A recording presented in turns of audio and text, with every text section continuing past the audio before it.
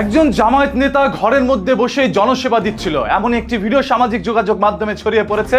এর পরবর্তীতে অসংখ্য মানুষ বলছে এটি এআই ভিডিও, আবার অনেকেই বলছে না এটি আসল ভিডিও। একটা সময় হুজুররা যদি করতো তাহলে বলতো শয়তানের প্ররোচনায় পড়ে আমরা এরকম একটি কাজ করেছি, না হলে করতাম না।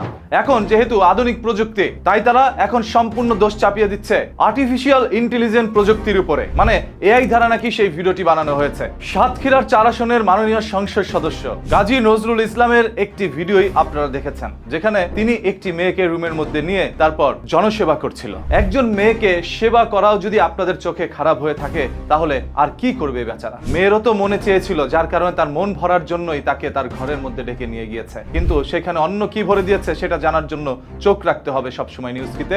কারণ আপনারা অনেকেই ভাবেন আমি জামাত শিবিরের কর্মী বা জামাত ইসলামকে পছন্দ করি। বিষয়টা হচ্ছে, যদি আপনি একজন অপরাধী হন তাহলে আপনার বিরুদ্ধে কথা বলাই আমার দায়িত্ব।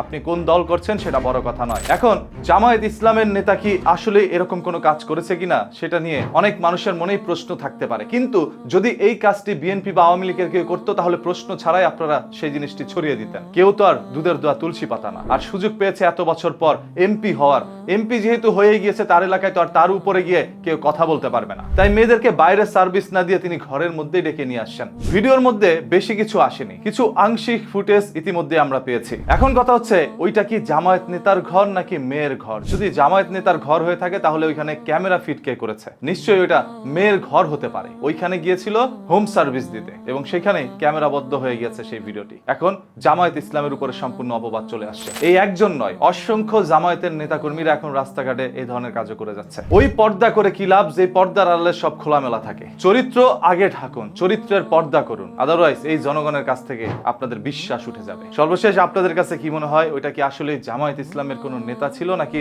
অন্য কোনো ভিডিও তার সাথে মিলে গিয়েছে? অনেক আছে না, চেহারার সাথে মিলে যায়, এমনও তো কিছু হতে পারে। তার বক্তব্যের পর হয়তোবা আরো কোনো সত্য জানতে পারবেন। জামায়াত ইসলাম নামের শেষেই কিন্তু ইসলাম জড়িত রয়েছে, তাই জামায়াত এমন কোনো কাজ করতে পারবে না যেটা ইসলামের জন্য ক্ষতিকর। এখন জামায়াত ইসলাম যদি কোনো বাজে কাজ করে তাহলে সেটা সম্পূর্ণ ইসলামের উপরে চলে যায়। নামের শেষে ইসলাম লাগাইছে, এই কারণে মানুষ তাদেরকে ভোট দিয়ে সংসদে পাঠিয়েছে। মানুষের সেই ভরসা বিশ্বাসের জায়গা যখন এই সকল সংসদ সদস্যরাই নষ্ট করে দেয়, তখন বিশ্বাস বলতে আর কিছু থাকে না। পরবর্তীতে হয়তোবা জামায়াত ইসলামের এবার 80 জন সংসদে গেলে পরের বার 40 জনও যেতে পারবে না, যদি এইভাবে তারা কাজ করতে থাকে। এটা আমার কথা নয়, সাধারণ জনগণের কথা। কমেন্ট বক্সগুলো চেক করলে আপনারা দেখতে পারবেন মানুষ কিভাবে তাদেরকে ধুয়ে দিচ্ছে। আমরা জামায়াত ইসলামের কাছে এরকম কিছু আশা করি না। চোর চুরি করবে সেটা স্বাভাবিক, কিন্তু একজন মসজিদের ইমাম যদি চুরি করে সেটা অস্বাভাবিক। আর সেই সকল অস্বাভাবিক বিষয় জানতে হলে চোখ রাখুন নিউজকেতে। কথা দিচ্ছি, মাটির নিচ থেকে কোনো সত্য বের করে উন্মোচন করবো আপনাদের সামনে। আমরা কোনো দলের নই, আমরা নিরপেক্ষ থাকতে চাই, এটাই